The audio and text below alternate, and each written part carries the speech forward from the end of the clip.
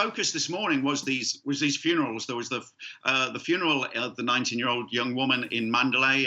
She was known as Angel. That was her nickname. Also, Buddhist monks were out in a township in Yangon where there were a number of people killed yesterday. But then we returned to this sort of more familiar scenes of the sort of a bit of cat and mouse between the protesters setting up barricades, the security forces going in again, firing tear gas and stun guns.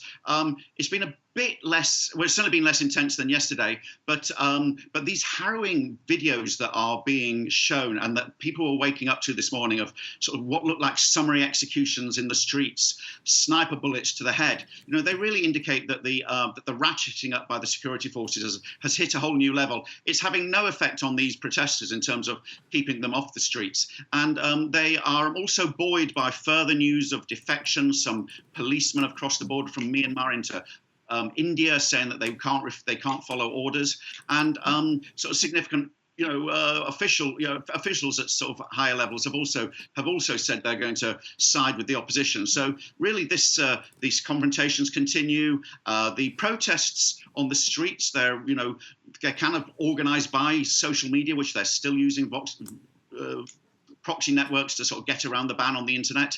They're leaderless to the extent that there's lots of local groups there coming together. And then there are former politicians from Aung San Suu Kyi's party who are trying to take a political lead and sort of saying they're forming a shadow parliament. So across the different sways of the opposition, the protests, the strikes, the political movements, they are sort of keeping up this sort of three-pronged pressure on the junta and just saying, we will not accept your rule.